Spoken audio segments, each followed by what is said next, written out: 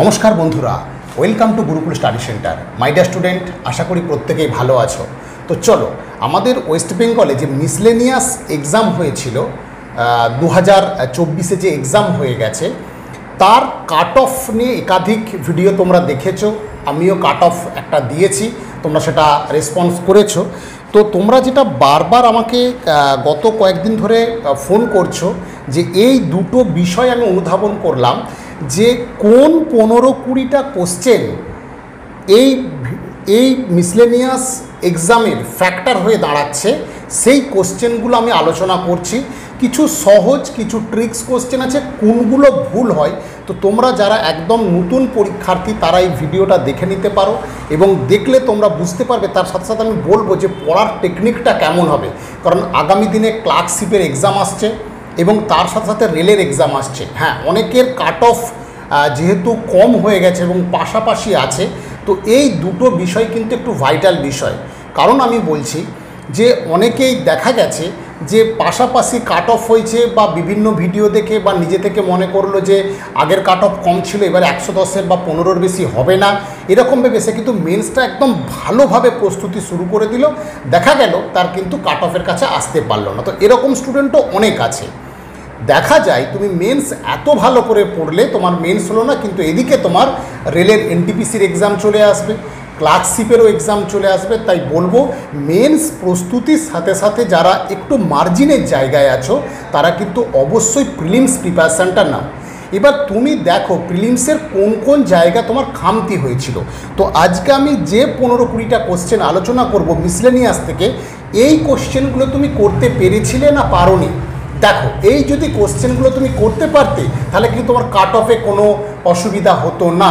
যদি এই কোশ্চেনগুলোই তোমাদের কিন্তু অনেকের ক্ষেত্রে ডাউট হয়ে আনসার ভুল করেছো, এবং সেটা কেন পরীক্ষার হলে হল টেম্পার্টমেন্টটা কেন তুমি নিতে পারো না, বা ওয়েটেজ সাবজেক্ট কী ছিল মিসলেনিয়াসের, সেইগুলো যদি না তুমি বুঝতে পারো তাহলে কিন্তু মিসলেনিয়াসের কাট অফ তোমার পক্ষে তুলনামূলক এই কোশ্চেন সেটের কমপ্লিট করা টাফ আছে। তাই চলো সরাসরি চলে যাই। তাই আবারও একবার বলবো, যারা আমাদের একদম নতুন স্টুডেন্ট আছো তোমরা আমাদের এই ইউটিউব চ্যানেল সাবস্ক্রাইব করে রাখবে।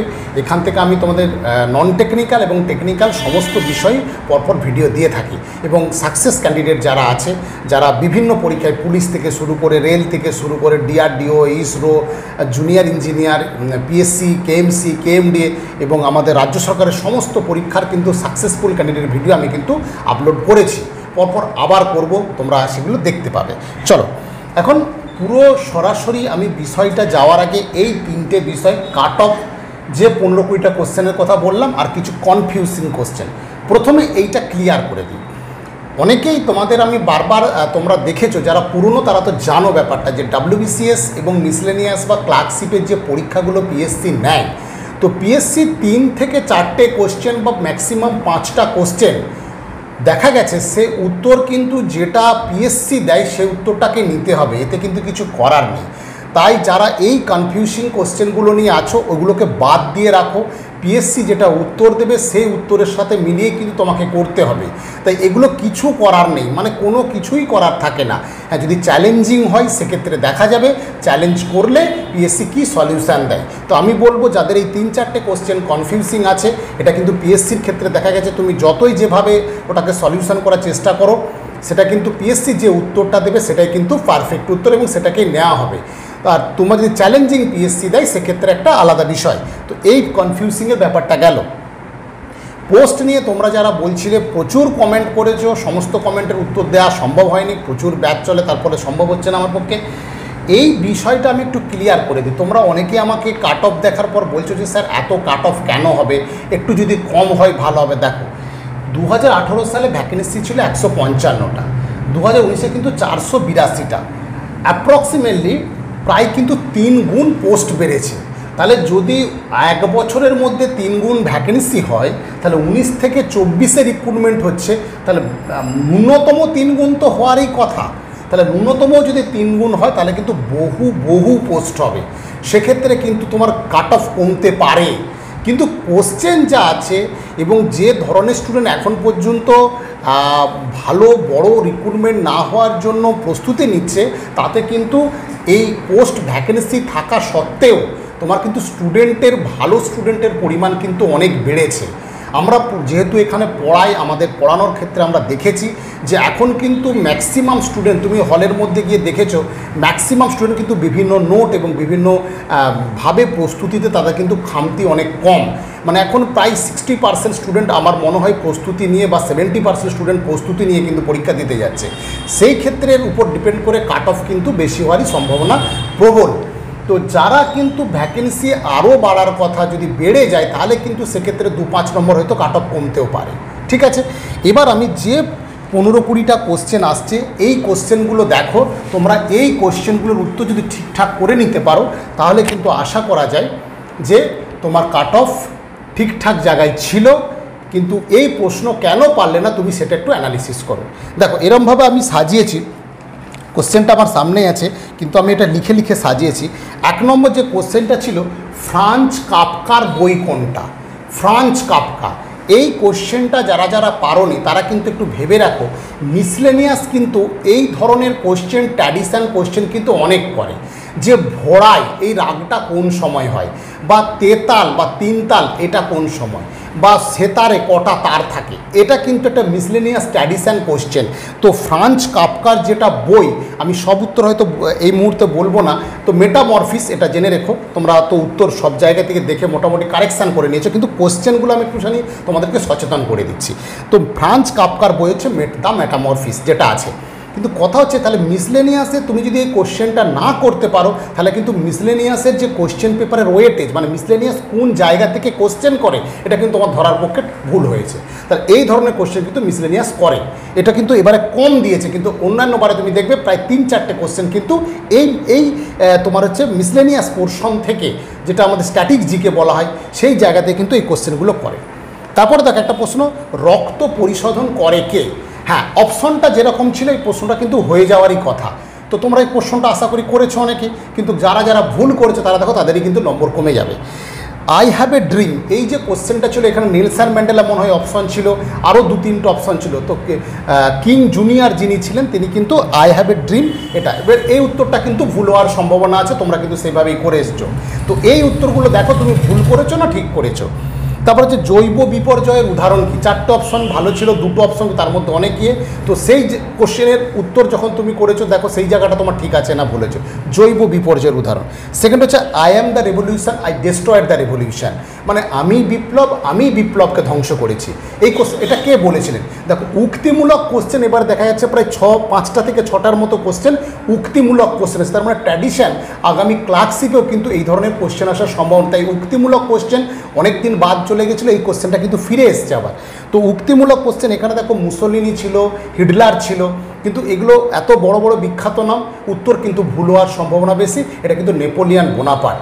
কারণ নেপোলিয়ান বোনাপার্ট তোমরা জানো যে ফ্রেঞ্চ রেভলিউশনের যে 3টে মূল ইয়ে ছিল, সাম্য, মৈত্রী, স্বাধীনতা, ওই ফ্রেঞ্চ রেভলিউশনের সূত্র ধরেই ফ্রান্সের রঙ্গমঞ্চে তিনি সিংহাসনে বসেছিলেন, এবং তিনি সিংহাসনে বসেই কিন্তু বলেছিলেন যে ফ্রান্স সাম্য চায় না, স্বাধীনতা চায় না, ফ্রান্স সাম্য চায় না, তারা স্বাধীনতা চায়, এরকম একটা কথা তিনি বলেছিলেন।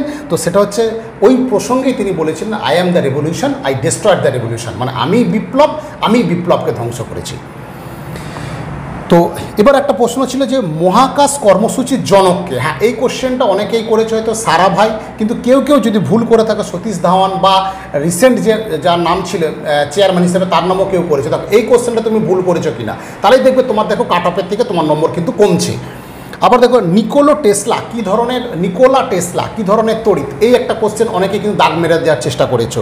তারপরে যেটা জলবাহিত রোগ, হ্যাঁ আমি বারবার তোমাদের বলি যে ব্যাকটেরিয়া, ভাইরাস, প্রোটোজোয়া এই জিনিসগুলো ভালো করে পড়তে। তো দেখো এখানে কিন্তু ওই কোশ্চেনটা আছে। তারপরে মরু অঞ্চলের সৃষ্ট মাটি, এটা যদি তুমি ইংরেজিটা দেখতে তাহলে কিন্তু খুব ভালো হতো, যেহেতু বাংলাটা বারবার দেখেছো তাই এখানে ভুলের সম্ভাবনাটা বেড়ে গেছে। তারপর হচ্ছে কীটপতঙ্গের অধ্যয়নকে কি বলে? হ্যাঁ, ওখানে 2টো অপশনই এমনভাবে ছিল, মানে একটু পড়ার ভুল হলে কিন্তু উত্তরটা ভুল হওয়ার সম্ভাবনা। তো কিন্তু যারা পুরনো স্টুডেন্ট তাদের এগুলো ভুল হওয়ার সম্ভাবনা নেই, তারা প্রচুর পরিমাণে, আমি বারবার বলেছিলাম যে POIQ অর্থাৎ WBCS-এর যে প্রিলিমস কোশ্চেন, মিসলেনিয়াসের যে প্রিলিম কোশ্চেন, ক্লার্কশিপের যে প্রিলিমস কোশ্চেন, যদি এগুলো সব তুমি এক জায়গায় জড়ো করে বারবার রিভিশন করে তাহলে কিন্তু এই কোশ্চেনের ভালো রকম তুমি কিন্তু স্কোর টেনে নিতেই পারতে। তারপরে বাতাসের গতি পরিমাপক যন্ত্র, ওখানে বাতাসের দিক নির্ণয়ের যন্ত্র, গতি পরিমাপক যন্ত্র, চাপ পরিমাপক যন্ত্র সবগুলোই দেওয়া ছিল। তাই এই উত্তর কিন্তু ভুল হওয়ার সম্ভাবনা হয়েছে, তো পুরনোদের হবে না। তাই এই উত্তরটা তোমার দেখে নাও যে ভুল হয়েছে কিনা। তারপরে দেখা যাচ্ছে দক্ষিণ চীন সাগরের ঘূর্ণপাতের নাম কি? সেখানে টাইফুন ছিল, টর্নেডো ছিল, সাইক্লোন ছিল। তো একটু সিলি মিস্টেক হলেই কিন্তু এই প্রশ্ন ভুল হবে, তখনই তুমি কিন্তু কাট অফের জায়গায় আর ফিরে আসতে পারবে না। মাউন্ট এভারেস্টের শীর্ষে প্রথম মহিলা, দেখো প্রথমে কিন্তু আমাদের মনে হয় বাচেন্দ্রী পাল অপশনটাই ছিল, এবং থার্ড বা ফোর্থে মনে হয় জুনকো তাবেই ছিল। তো অনেকেই কিন্তু যারা কাট অফ থেকে দেখেছো ওই যে চুপ 4-5 নম্বর কমে গেছে, তারা কিন্তু এই কোশ্চেনটাও দেখবে একটু ডাউটের মধ্যে পড়ে গেছো। এক, তারপরে ম্যান মেক্স হিমসেলফ, এই কোশ্চেনটা একটা ছিল। আর কোন ভারতীয় সুলতান নিত্য প্রয়োজনীয় মজুদদারি বন্ধ করে দেন? তো এই যে কোশ্চেনগুলো ছিল, যে কোশ্চেনগুলো আমি বললাম, আর একবার যদি হয়তো আমি লিখতে পারতাম, কিন্তু সময়টা অনেকটা লেগে যাবে, তো আমি ছোটো ভিডিওর মধ্যে বলতে চেয়েছি। তো তোমরা এই ধরনের যে কোশ্চেনগুলো ছিল দেখো, এই কোশ্চেনগুলো কি সব তোমরা কারেক্ট করেছিলে? যারা যারা কিন্তু সব না, অন্তত 80-90% কারেক্ট করে, তারা কিন্তু কাট অফ থেকে আশা করি তারা ঠিকঠাক জায়গায় আছো। কিন্তু যারা এই সব প্রশ্নগুলো ভুল করে, তারা কিন্তু কাট অফ তোমাদের একটু মার্জিনের কাছাকাছি বা 2-4 নম্বরের কিন্তু ডিফারেন্স হচ্ছে। তাই আমি বলবো এই ধরনের প্রশ্নগুলো যে পরীক্ষা দেবে, সেই পরীক্ষার ওয়েটেজ সাবজেক্টগুলোকে ঠিক করতে হবে, করে তোমাকে প্রস্তুতিটা নিতে হবে। ঠিক আছে, প্রত্যেকে ভালো থেকো, আগামী দিনে ভালো করে প্রিপারেশান নাও। আমি কিন্তু ওই জিনিসটাই মূল তোমরা ভেবে রেখো, যারা কিন্তু একদম কাছাকাছি আছো, তারা কিন্তু একদম কারো কথা শুনে পুরোপুরি মানে জান প্রাণ দিয়ে মেন্সের প্রিপারেশানে কিন্তু ওইভাবে যাবে না। তারা কিন্তু আগামী দিনে ক্লার্কশিপ আসবে, আগামী দিনে রেলের পরীক্ষা আসছে। তাই এই পরীক্ষাগুলো ভাইটাল, কারণ অবজেক্টিভ কোশ্চেন আবার পড়তে হবে। তুমি হয়তো একটা টাইম তোমার ডেসক্রিপটিভ জন্য রেখে বাকি টাইমটা কিন্তু অবজেক্টিভটাকেই ফলো করো। ঠিক আছে, প্রত্যেকে ভালো থেকো। আর যদি আমাদের গুরুকুলের rail, police, SSC new basic batch একদম স্টার্ট হয়েছে, যদি সেই ব্যাচে তুমি অ্যাডমিশন নিতে চাও, খুব কম খরচে আমাদের এখানে পড়ানো হয়। অফলাইন ক্লাস মূলত সকাল 10টা থেকে বিকেল 5টা, প্রায় 6-7 ঘন্টা এখানে থাকতে হয়। 3 জন করে স্যার থাকেন এবং প্রত্যেকটা আলাদা আলাদা ক্লাস হয়। বেসিক, মিডিয়াম এবং অ্যাডভান্স, এই 3 রকম ব্যাচ মিলে আমাদের ক্লাস হয়। যারা তৈরি আছো তারা অ্যাডভান্সের জন্য, যারা একটু ভালো তারা মিডিয়াম ব্যাচ, আর যারা একদম নতুন তাদের জন্য বেসিক ব্যাচ। তো ক্লাস হয় আমাদের গড়িয়া স্টেশন, কলকাতা। এই নম্বরে তোমরা ফোন করে যোগাযোগ করে নিতে পারো। ঠিক আছে।